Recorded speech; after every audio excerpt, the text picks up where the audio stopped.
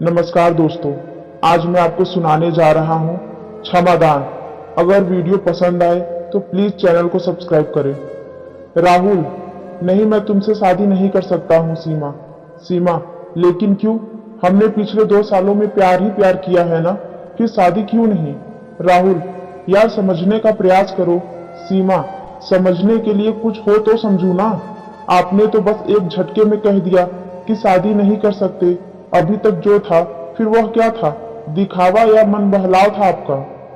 राहुल, न दिखावा था न मन बहलाव ही था, लेकिन जिस तरह से तुमने स्वयं को मुझको परोसा है वह अब अच्छा नहीं लग रहा है।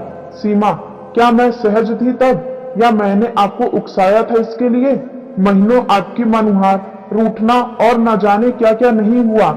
इसके पहले स्त्री हूँ, पुरुष की बातों में उलझना स्वभाव है इसका। मैं भी अपना चित खो बैठी आपके प्यार में आखंड डूबकर। मेरा दोष कैसे? राहुल, यही तो, तुम्हें अपना स्टैंड लिए रहना चाहिए था। हम पुरुष तो नारी देह पाने के लिए तरह तरह के हथकंडे अपनाते रहते हैं, यह पुरुषों का स्वभाव है। मेरी मनुहार पर तुमने मुझे देह दान की, तो किसी और की मनुहार पर भी तो यह संभव है ना? क्या पता पहले भी? सीमा ने कठोर नेत्रों से उसे देखा तो वह बात को पूरी न कर सका। उसके पास करारा उत्तर था और झापड़ भी, किंतु उसने स्वयं को रोका। आक्रोश आंसू बनकर निकले। फिर वह उठी और एक तरफ चलने लगी। राहुल, चलो तुम्हें तुम्हारे हॉस्टल तक छोड़ देता हूँ। सीमा, जहाँ छोड़ा था वहां से राह खोजना अधिक सहज है मेरे लिए। Okay, good bye. राहुल ने अपने कंधे उचकाए और अपनी बाइक उठाकर दूसरी तरफ चला गया। सोनम, मगर तुम ऐसे कैसे कह सकते हो Abhishek? I am pregnant now. Abhishek, so what? It's your problem, you must protect your self. It was just happen and it's all. Sonam, not it's all यार, it's start now look. Abhishek, don't crack your rubbish joke at the moment. Abhishek, यह joke नहीं है Sonam, it's over. I am living now, please go and find a better solution to overcome your funny problem. Okay, bye. अस्पताल के bed पर सोनम लेटी है, जहर खाया है, पुलिस केस बना है। अस्पताल की सूचना पर दरोगा जी आए थे उसका बयान लेने के लिए। बेड की एक तरफ डॉक्टर उसे चेतना में लाकर उल्टी कराने का प्रयास कर रही थी, जबकि दूसरी तरफ उसकी मम्मी प्रिया खड़ी सिसक रही थी और सोनम के सिर पर हाथ फेरती ही जा रही थी। दरोगा जी एक सिपाही के साथ बेड के पैताने खड़े थे। उल्टी होने से जब काफी विष निकल गया तो सोनम कुछ होश में आई, और जब डॉक्टर की सहमति मिली तो उसने अभिषेक के विषय में सब कुछ बताया। प्रेगनेंसी की बात सुनकर प्रिया चौंक गई, क्योंकि उसे बेटी से ऐसी उम्मीद न थी। दरोगा ने स्पष्ट किया कि सहमति से बने शारीरिक संबंधों के कारण बलात्कार जैसी धाराएं तो नहीं लग सकती है, किंतु फिर भी छल फरेब की धारा में अभिषेक के विरुद्ध केस बन सकता है। दरोगा जी के जाने के बाद डॉक्टर भी प्रिया को बेटी के पास छोड़कर अन्य मरीजों को देखने चली गई।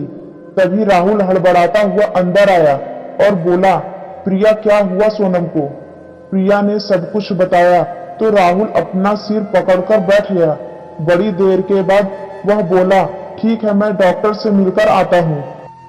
राहुल, अरे सीमा, तुम डॉक्टर हो? अब मेरी बेटी कैसी है? सीमा, अब ठीक है सोनम।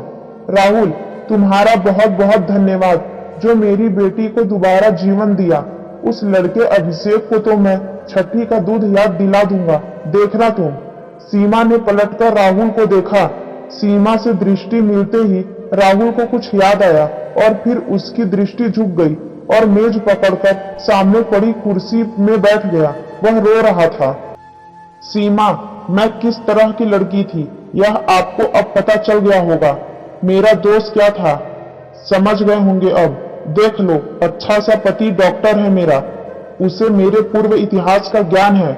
मैं झूठ के धरातल पर विश्वास की दीवार नहीं खड़ी करना चाहती, इसलिए सब खुलकर बता दिया था।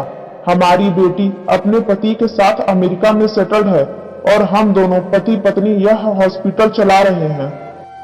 राहुल, मैं तुम्हारा अपराधी हूँ। सीमा, गलत। तुम मेरे अपराधी तब तक थे जब तक मैं अपने आंसुओं से भीगी तकिया को देखती रही, जब तक अपने अंग प्रत्यंग में तुम्हारे चुंबनों को महसूस करती रही, जब तक तुमको मुझ में समानता और स्वयं को तुम पर न्यौछावर करती महसूस करती रही, और जब तक यह महसूस होता रहा कि तुम बिन मेरा जीवन निष्प्रयोज्य है। लेकिन जब मैंने तुम्हें माफ कर दिया तो तुम मेरे अपराधी नहीं बल्कि ईश्वर के अपराधी बन गए हो, और परिणाम स्वरूप अब अपनी बेटी के भी अपराधी हो। वह तुम्हारे ही कर्मों का फल भोग रही है। इस संसार में आदमी जैसा करता है वैसा ही भरता है, तत्काल या विलंब से, यह विषय हो सकता है। जाइए, अपनी बेटी को ले जाइए और उसे इस हादसे से उबरने में सहायता करिए। उसके सामने जीवन पड़ा हुआ है।